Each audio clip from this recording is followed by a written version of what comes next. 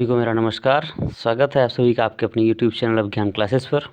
आशा करता हूँ आप सभी लोग बहुत ही बेहतरीन होंगे, स्वस्थ होंगे और आप सभी की तैयारी इलाहाबाद हाई कोर्ट से रिलेटेड जो भी है बहुत ही बेहतरीन चल रही होगी, अच्छी चल रही होगी। दोस्तों समय बहुत कम है, सभी लोग परिचित भी हैं इस बात से।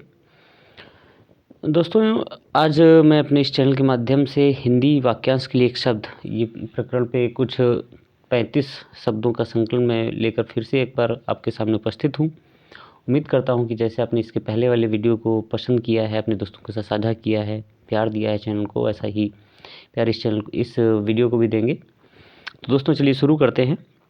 इसका जो पहला शब्द है तो वो है जिसे मोक्ष की इच्छा हो। तो यहाँ पे मैं कुछ ऐसे शब्द हैं जो इच्छाओं से संबंधित हैं।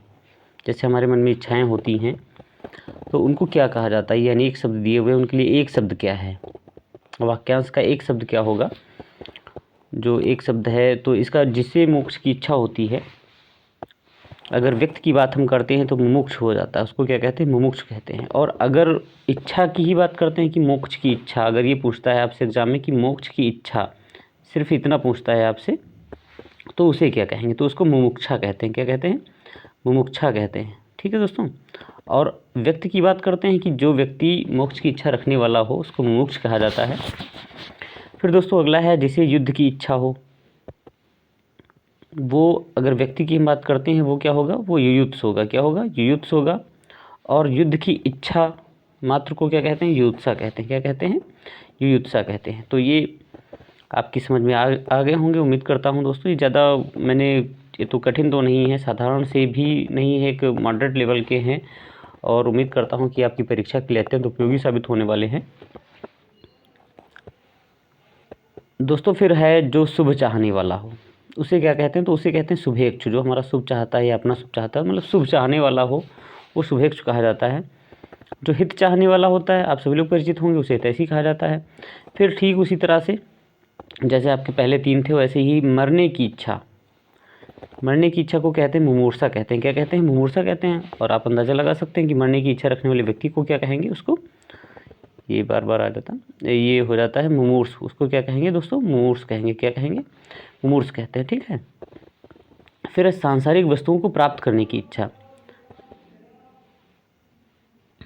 तो दोस्तों उसे कहा जाता है ऐषणा कहा जाता है। क्या कहा जाता है, ऐषणा कहते हैं उसे हम।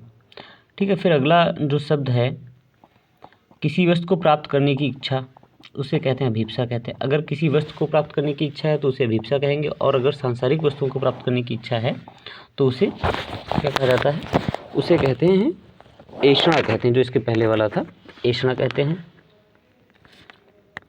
फिर दोस्तों जीतने की इच्छा रखने वाला, जो व्यक्ति जीतने की इच्छा रखता है उसे कहते हैं जिगीषु कहते हैं। क्या कहते हैं, जिगीषु कहते हैं। भोजन करने की इच्छा को जिघत्सा कहते हैं। फिर है दोस्तों अगला जिंदा रहने की इच्छा, जिंदा रहने की इच्छा उसे क्या कहेंगे, जिजीविषा कहते हैं। जिजीविषा कहते हैं। और इसके साथ ही दोस्तों जिंदा रहने की इच्छा रखने वाला व्यक्ति जो होता है उसे क्या कहते हैं, जिजीविषु कहते हैं। यहाँ पे छुटाऊ की मात्रा आ जाएगी, शाह में जो मूर्धन्य शाह है यहाँ पे, उसमें छुटाऊ की मात्रा आ जाएगी। तो जिंदा रहने की इच्छा जिजीविषा हो जाती है और जिंदा रहने की इच्छा रखने वाला व्यक्ति जिजीविषु हो जाता है। मारने की इच्छा को जिघांसा कहते हैं। क्या कहते हैं, जिघांसा कहते हैं। ठीक है दोस्तों। फिर है तैरने की इच्छा रखने वाला, तैरने की इच्छा रखने वाला तितीर्ष होता है वो व्यक्ति, उसको क्या कहते हैं, तितीर्ष कहते हैं, तैरने की इच्छा रखने वाला। और अगर सिर्फ तैरने की इच्छा की बात करते हैं, फिर है दोस्तों जो अत्यधिक भूखा हो उसको बुभुक्षित कहते हैं। क्या कहते हैं, बुभुक्षित कहते हैं। और भूख को क्या कहते हैं, उसको बुभुक्षा कहा जाता है। क्या कहा जाता है, बुभुक्षा कहा जाता है। ठीक है। और इसी तरह जैसे ये तितीर्ष है वैसे तितीर्षा होती है, तैरने की इच्छा को हम तितीर्षा कहते हैं। ठीक है। फिर आगे दोस्तों है उत्तराधिकार में मिली जायदाद। उत्तराधिकार में मिली जायदाद को रिक्त कहा जाता है। रिक्त होता है रिक्त स्थान भरिए, तो ये होता है रिक्त, था हो जाता था की जगह पर।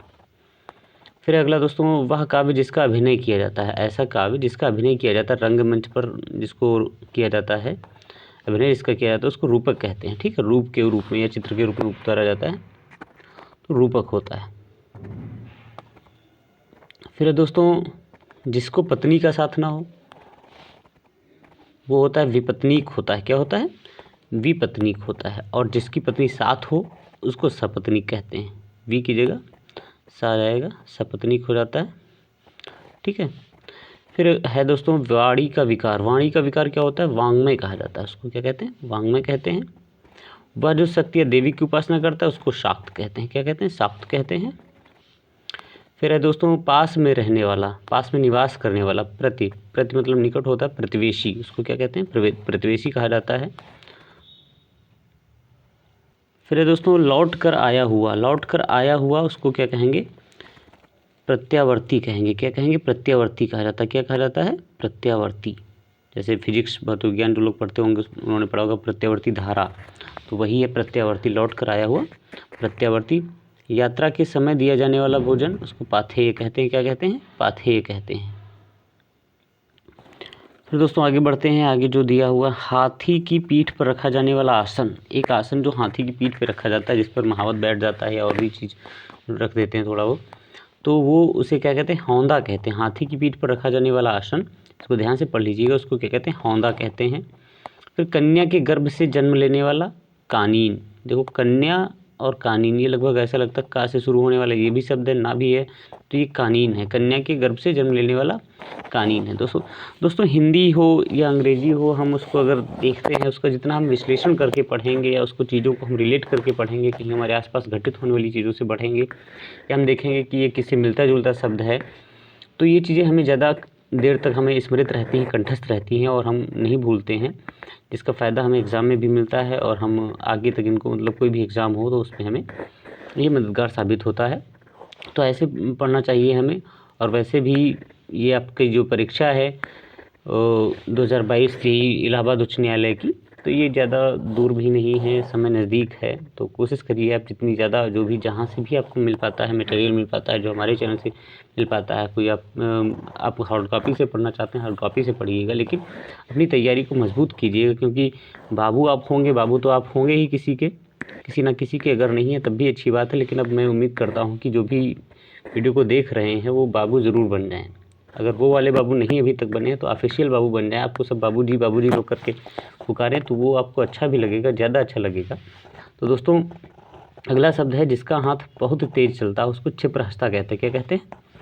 क्षिप्रहस्ता कहते हैं। और जिसने अभी हाल ही में बच्चे को जन्म दिया हो, जिस स्त्री ने अभी हाल ही में मतलब ये नहीं है कि हाल में जन्म दिया है, हाल का मतलब कुछ समय पहले, मतलब थोड़ा समय पहले, क्षण भर पहले, या ऐसे हम बात कर सकते हैं कि थोड़े पल पहले, थोड़े समय पहले, आधा घंटा पहले या ऐसे ही, तो उसको सद्या प्रसूता कहा जाता है। क्या कहा जाता है?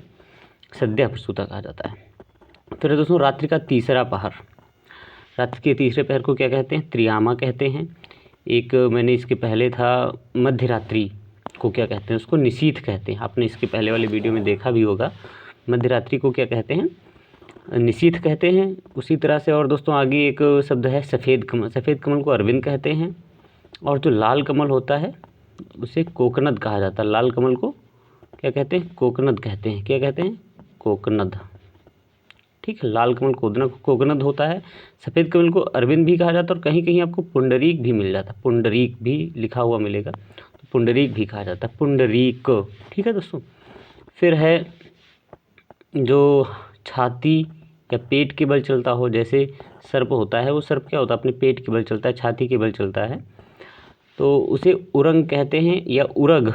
उरग भी कहीं पर आता है, उरग है, तो उरग या उरंग उसको कहते हैं। और उर्गार किसे कहते हैं दोस्तों? अगर आपको जवाब आता है तो इसका जवाब अपने कमेंट में दीजिएगा, कमेंट बॉक्स में आप साझा कर सकते हैं। उर्गार किसे कहेंगे? ठीक है दोस्तों। फिर अगला प्रश्न है अंक या गोद। अंक को क्या कहते हैं? गोद कहते हैं। तो गोद में सोने वाली स्त्री को अंकसायिका कहते हैं और गोद में सोने वाले पुरुष को क्या कहेंगे? अंदाज़ा लगाइएगा आप, उसको कहेंगे अंकशायी कहेंगे। यहाँ पे बड़ी की मात्रा आ जाएगी, का हट जाएगा आपका, तो उसको अंकशायी कहते हैं। फिर अंक मतलब गोद, गोद में पाया हुआ, जो गोद में पाया हुआ है या गोद में जो बैठा हुआ है उसको अंकस्थ कहा जाता है, अंकस्थ कहा जाता है। ठीक। फिर है विकृत शब्द या बिगड़ा हुआ शब्द, उसको अपभ्रंश कहते हैं। फिर है एक बार कही गई बात को दोहराना, उसे क्या कहेंगे? उसको कहते हैं पिष्टपेषण। एक बार कही गई बात को दोहराना उसको पिष्टपेषण कहते हैं। और जिस पेड़ के पत्ते झड़ गए हों उसको अपर्णा कहते हैं। अपर्णा किसका नाम है? किस देवी को कहा जाता है दोस्तों? पार्वती जी को अपर्णा कहा जाता है। पार्वती जी को क्या कहा जाता है? अपर्णा कहा जाता है।